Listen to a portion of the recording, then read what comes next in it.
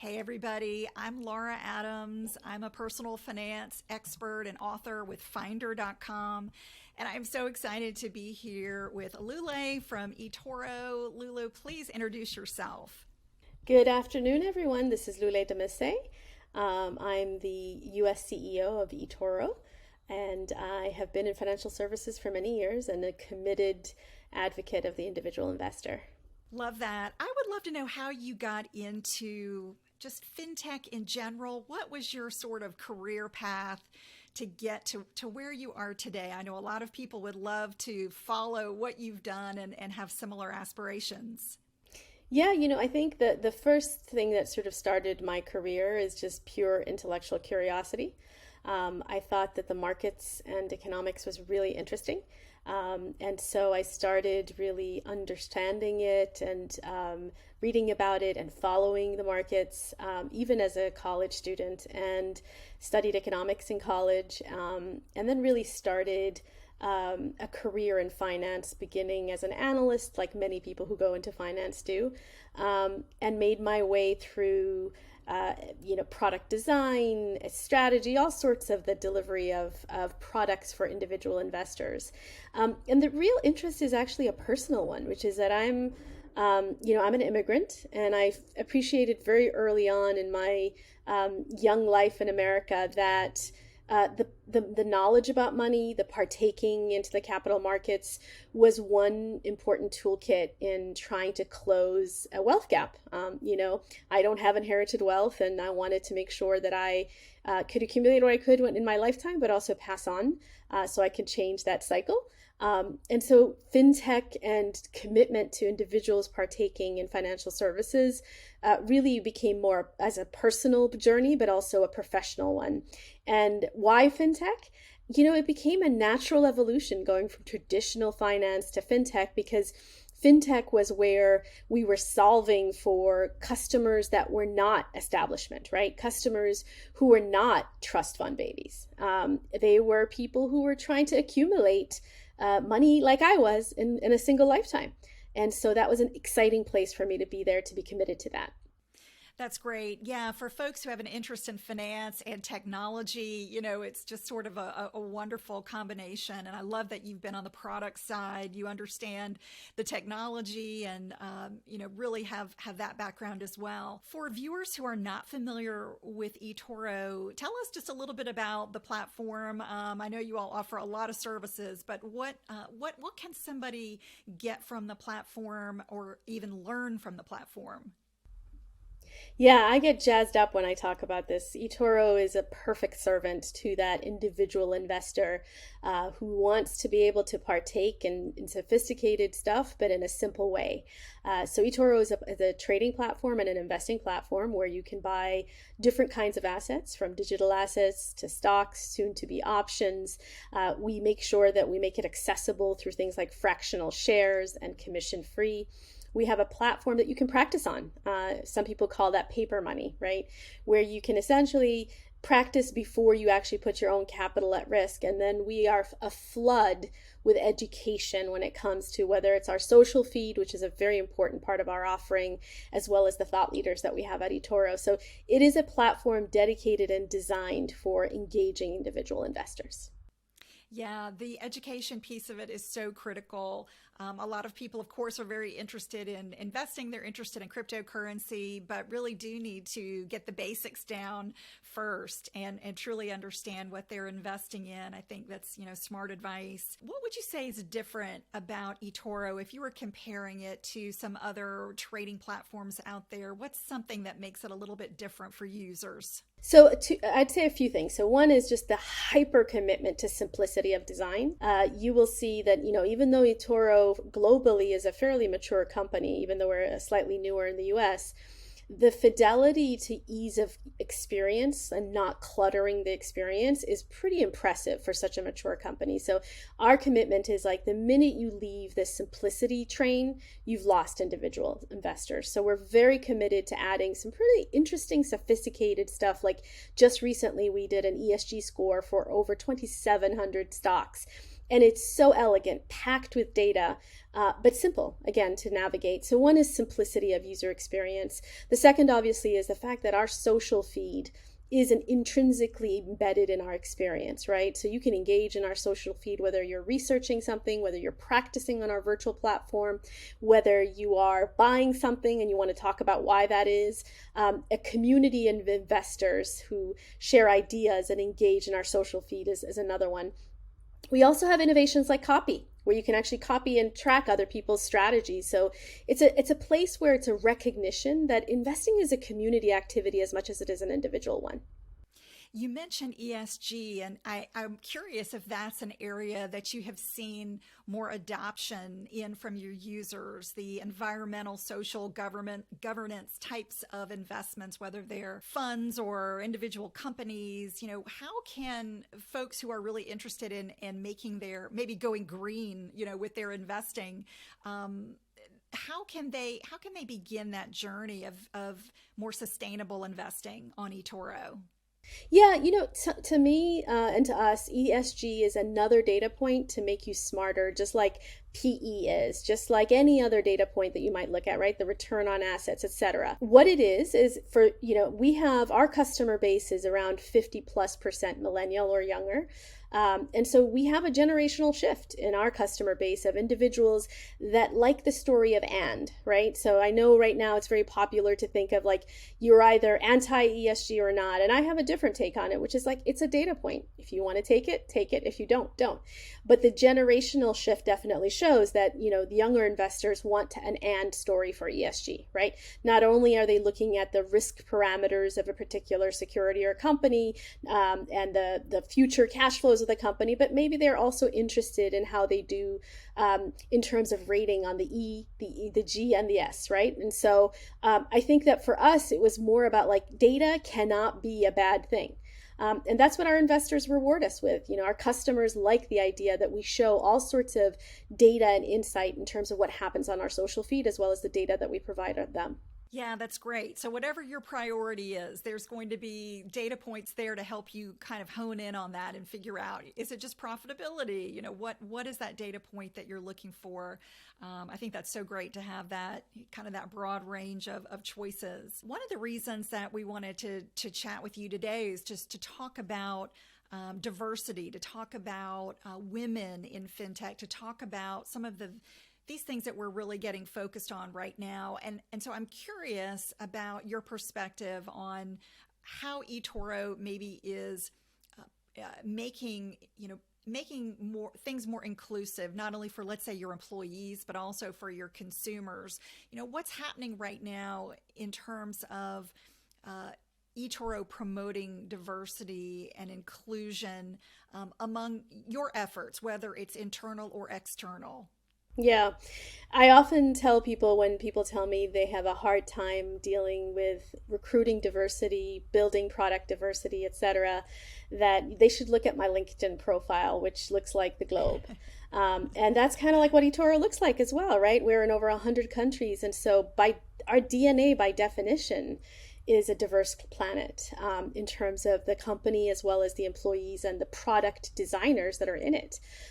So my personal philosophy is that diversity creates rich output, whether that's innovation that it creates, whether it's risk mitigation because you're getting different kinds of perspectives, whether that is equity and a devotion to equity and inclusion for others just because you feel like that's an important thing socially speaking.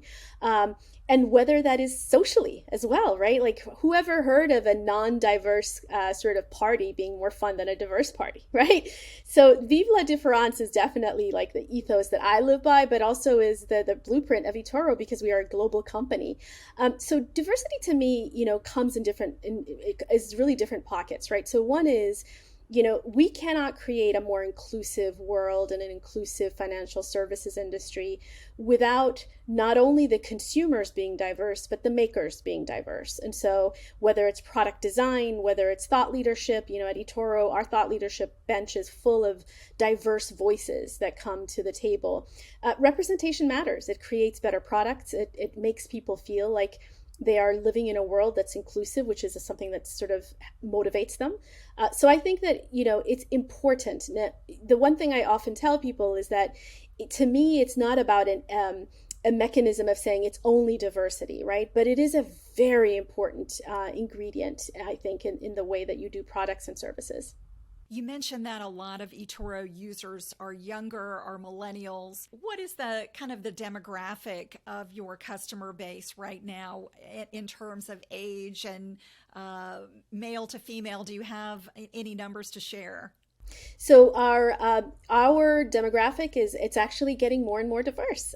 So we're about 80-20 on the male female gender, and that was actually much less before. So we've been really making progress on that front. In addition, when you look at every new client that comes in, over a quarter of them are female right now. So we are definitely starting to see a diversification of our client base from a gender perspective. In terms of the age demographic, about 50+% of our customer base are millennials or younger. And then the rest are pretty much young Xers. So just when you think about it, it's a highly sophisticated social platform in which you have a social handle as an investor, and you are, it's software that's designed to be able to easily be, engaged with on your phone or any other device. It naturally does attract a certain demographic, and so you see that in the makeup of our demographic. Yeah, so if somebody is thinking about getting started in investing, maybe somebody who is just brand new, what advice would you give them in terms of thinking about creating a portfolio and thinking about how to budget maybe a percentage of their monthly income for investing? Are there any rules of thumb that you recommend? A few, actually, and a lot of them that I have used over my own lifetime. So one of the things I tell a lot of people is, there's no such thing as waiting until your debt is done for you to start thinking about investing. I mean, I had student debts well into my 40s. And so, if you wait until debt is done before you start thinking about asset accumulation, you will lose out on a lot of years of accumulation, right?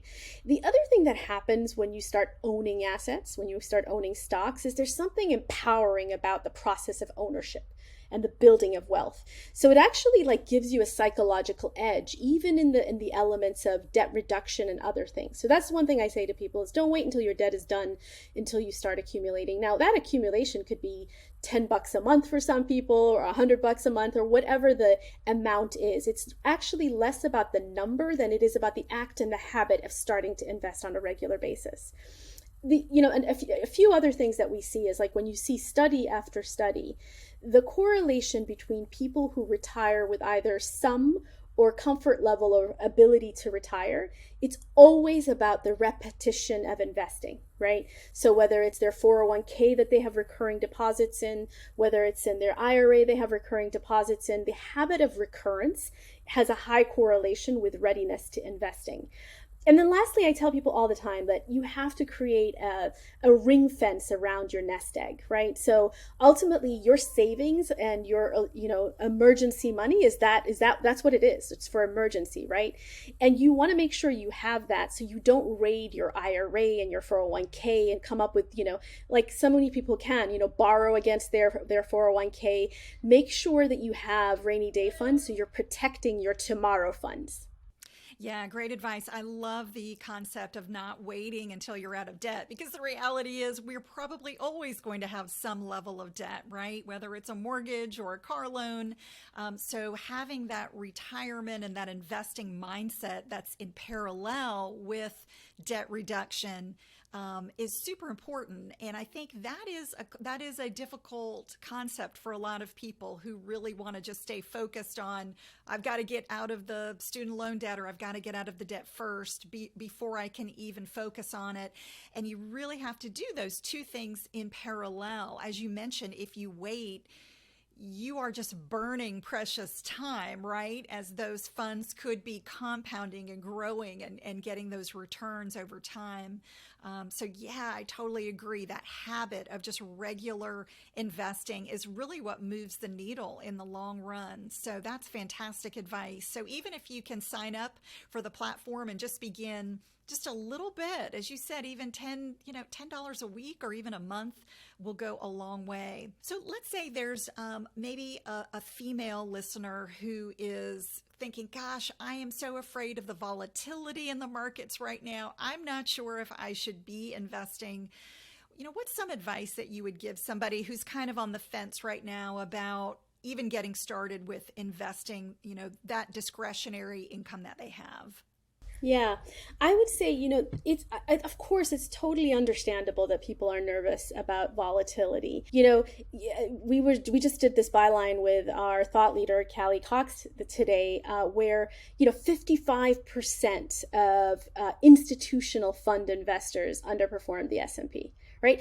If people who went to business school and have their financial degrees are also underperforming, cut yourself some slack. You're human. So it's okay for you to feel nervous and cautious about the market environment. But at the end of the day, the way I look at it is this: investing is an essential part of wealth building. And if you have time ahead of you, timing becomes less of an issue, right? So, the compounded effect of starting and doing it repeatedly has value if time is ahead of you. Now, it's very different if you're like 2 years away from retirement, where you have to have a preservation of capital as your foremost thought. But I think if time is your friend, then there is never a bad time to start considering investing. Yeah, I totally agree. Getting back to women in fintech, if there are any women at the beginning of their career right now who are thinking, gosh, I would love to do, what Lule has done. I would love to be a CEO one day. I would love to, really understand technology and finance. What are some steps that they can take to kind of mirror your career path? Obviously, education is a big piece of it, but is there anything else that you might recommend as they get out in the working world that could help them kind of progress and make the right moves so that they get ahead as quickly as possible? Yeah.